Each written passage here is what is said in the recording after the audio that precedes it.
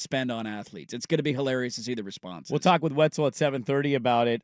This happened late last night. Doc Parker. Keljo comes set. Nelly's 3-2 pitch taken. Strike three call. The Beavers return to Omaha. Nelson Keljo flexes, throws his glove towards his own dugout, and is mobbed by his teammates as the Beavers celebrate the return to the College World Series, winning the decisive Super Regional game by a final score. The Beavers 14, Florida State 10, a wild one, an exciting one from start to finish. Next stop for the Beavers, Omaha, Nebraska. And listen to these fans at Goss Stadium chanting Omaha. So Mike, Doc Parker, and Learfield Sports on the call there.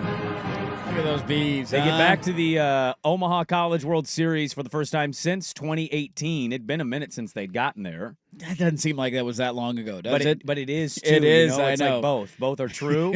But they punched their ticket again. Canham proves he's not a choke artist, even though Oregon State fan during the first game was asking if he lost the clutch gene for the program. There was literally somebody that responded to Kerry Eggers like, he doesn't got the Casey clutch gene. I'm not saying it. He doesn't have that it factor. He's lacking in the it category. Well, the game of the series was really Friday. Sunday was a just blockbuster of scoring, 24 combined runs. It got interesting at the end there. Saturday was a pitcher's duel. Yeah. And I got to be honest with you, I didn't think I'd say this. I was really annoyed by the broadcast Saturday. How come? Because Oregon State's pitcher had a better performance than Jamie Arnold, who was going to be the number one pick in the draft, but they kept just jocking Jamie Arnold. Who was the color analyst on those games? Do we know his Devon name? Travis. He's a former Florida State. Oh, I Seminole. couldn't tell that he was a He didn't mention it 8,642 times over that three-game series. I had to listen to Papa Ortner complain about it for an hour. Dude, good in for the Papa prelude. Ortner. He I was was very upset. I have no rooting interest. Well, actually, that's not true. I root for Oregon State at this point. My team's never been to Omaha, and I don't really care that much. So it's like, go Beavs. This is what you guys got, and I'm happy for you that you get a little satisfaction out of the weekend. Even I was sitting in my house this weekend yelling at the television at this bro. Like, we get it, dude. We understand that you went to Florida State. You've never won a championship. Don't they have the record for most Omaha appearances? Without 25 appearances. 25 times crazy. they've been, and they've never won a championship in this sport. Like, get the hell out of here, dude. You're playing a program who's got 3 of these things, and you're acting like Florida State baseball is God's gift to earth. Well, it's not only that he told us he went to Florida State and played in the bigs. I don't know if you know that he played in the bigs. He also wanted to tell you 80,000 times, I've never been to Goss Stadium. It's quite an atmosphere. Yeah. Yeah, thank you. And then he would mention Florida State stadium 17 times after that, and how it's the greatest atmosphere in all of college baseball. Well, I just love that we have. I mean, this was a real thing. It's not a big percentage. Again, I think it's the smallest of minorities I'm talking about. But you had Beaver fan legitimately. Yeah, it's a thing. I don't know if this guy could win the big one. It's so stupid. Wednesday Skypes. Yeah. And with 2 out in the bottom of the 9th inning, down 4-1, they come back and tie the game, walk it off in extras. And I think Kerry ended up retweeting like, well, this didn't age well, did it? It's like, yeah, clutch gene stuff is the dumbest of stuff to talk about.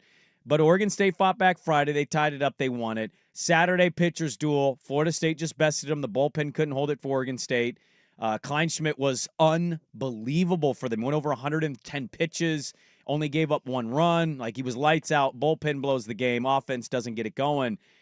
And then off the bat, just first inning, you got 7-2, just instantly. And I don't want to tout too much because I didn't know who was really going to win the series. Sure. What did I text you in Swag? That you needed 11 runs yesterday. I said Oregon State needs 11 or more runs if they're going to win this game. How many runs did Florida State finish They with? ended up with 10 runs. Boom! Boom, bitch. It just felt like those bats were going to get going at some point, and I didn't know how much I trusted Oregon State's pitching to hold them down. That was fun, and they're going back to Omaha for the 9th time. My college baseball takeaways from the weekend are, 1, the umpires are terrible. Jesus, Just horrible. The strike zones. Horrible. What are their strike zones? Strike zones all over the map. Even that strike to end the game. It was terrible. That He was picked it up. definitely a ball. And I'm like, wait, the game's over? Because the kid was like started walking towards first base. I think it was a full count, if I'm not wrong. And he was like walking to first base, and then they pan over to the pitcher, and he's like throwing his glove in the air. And I'm like, oh, okay, I guess the game's over. So the umpires are terrible. Watching games without a strike zone, first world problems, really frustrating.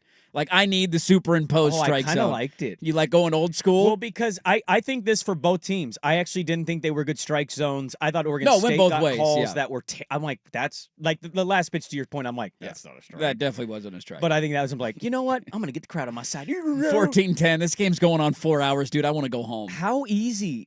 My takeaway is kind of the same thing. Like how easy in college it is to manipulate those dudes.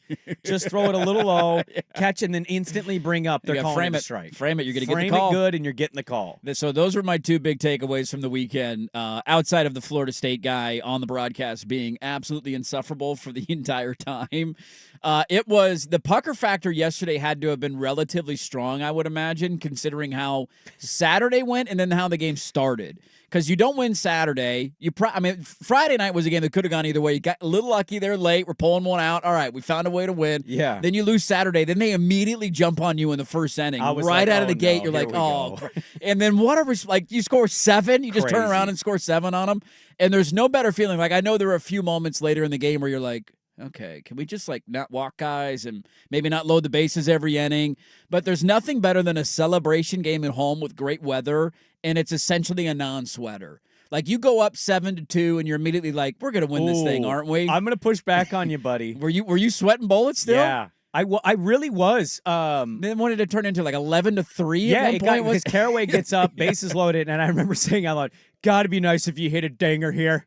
And I even did in that voice. And then whatever it was later, he hits the home run grand slam. Even at 11-3, I'm like, you're still sweating that one? I was. They're a good team. I know they're a good team. They had good offense, and then they got some runs back, and slowly but surely, and then they go back up 10, and then they cut back into it, and I'm just like, oh, when they got to 10.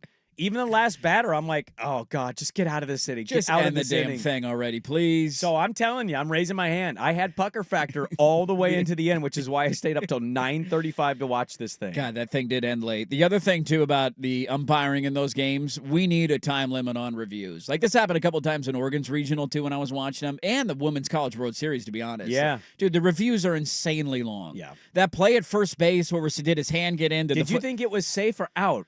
I mean, to me, it was I saw a tie. 2 angles that said I know. they got it, and then I saw an angle that said Oregon State got it, and I'm like, if I can't decide overall, it should be the call on the field, right? Should stand, right? There's not enough evidence to overturn it, but of course they overturn it, and of course the review took 10 minutes. And I'm just, you get 2 minutes here, all right? If you can't figure this thing out in 2 minutes, this isn't an NBA situation where you got to put time back on the clock and figure that crap out. This is just, was he out or was he not out? Just move on to the next play. That kind of stuff is insufferable. There is something else that you mentioned with delaying the game I want to talk about from that game. Canham punching his ticket for the first time as a manager.